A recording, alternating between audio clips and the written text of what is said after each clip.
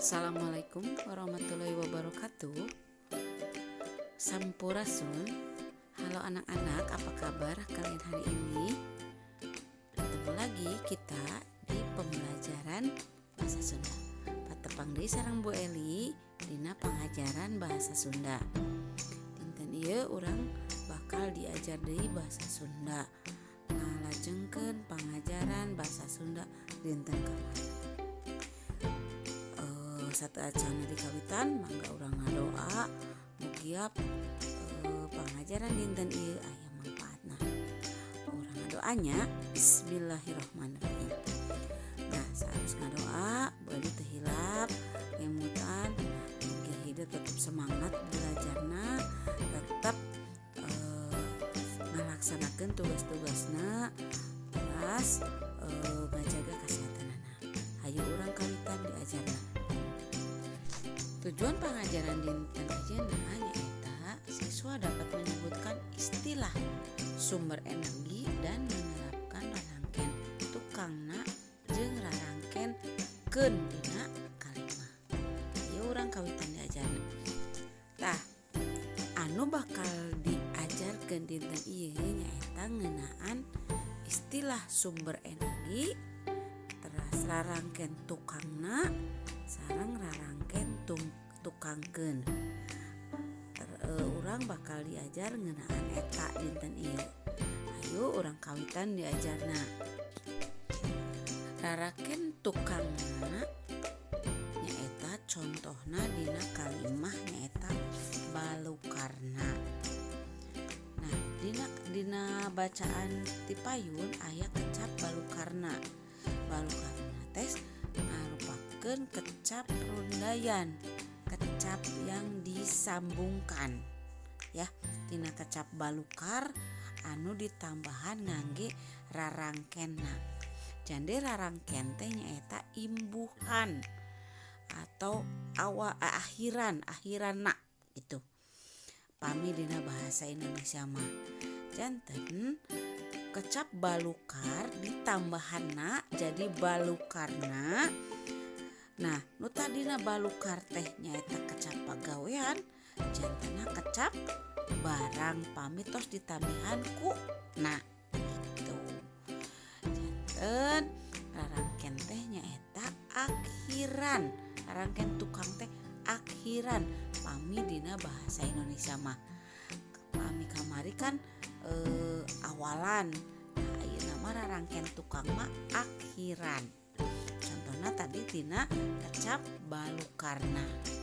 Jadi kecap balukarna teh tina balukar ditambahanna jadina balukarna. Nu tadina kecap pagawean jadi kecap barang. Nu kadua nyaeta rarangken tukangkeun. Contohna dina kalimah leutikeun baju teh ari gede teuing mah. Kecap leutikeun kecap tina kecap leutik ditambihan ku rarangken tukangkeun. Kecap leutikeun kaasup kecap pagawean. Nu tadina kecap barang leutik jadi kecap pagawean. Tah eta fungsina rarangken atanapi akhiran keun, leutikeun, gedekeun kata-kata nu sanesna. Teras asupkeun, kaluarkeun. Nah, eta contoh-contoh anu sanesna nu ngangge rarangken keun nyaeta kecap leutikeun anu tadina kecap leutik ditambihan keun jadi leutikeun. Jadina kecap pagawean. Pami kecap pagawean dina bahasa Indonesia mah nyaeta kata kerja. Nah, eta nya. Tah, kitu panginten ngeunaan rarangken keun.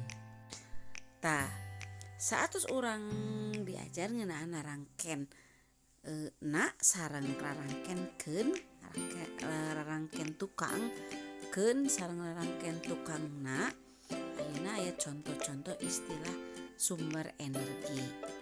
Salarasna ieu teh satu acan nerangkennya Bu Eli hilap teu sawios lah. Contoh istilah sumber energi. Sumber energi diantarana aya BBM, aya bensin, aya minyak bumi, aya panon poe, aya etanol jeung biodiesel.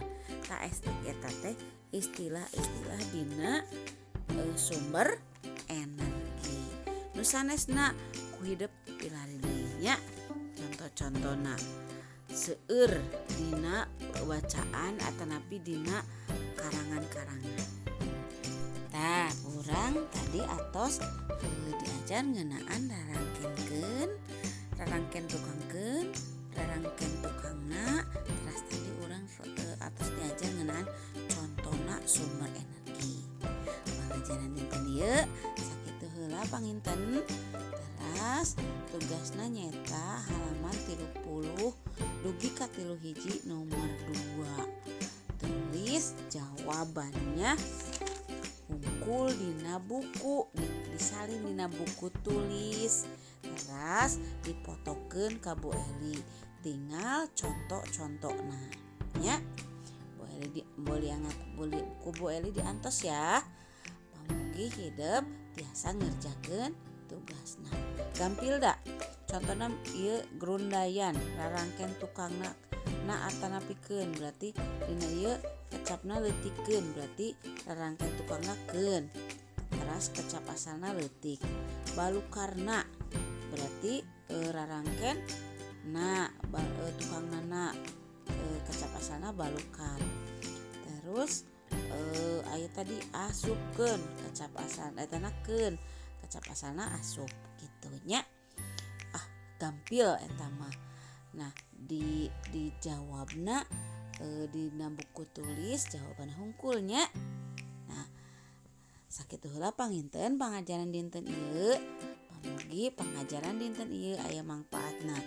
Assalamualaikum warahmatullahi wabarakatuh.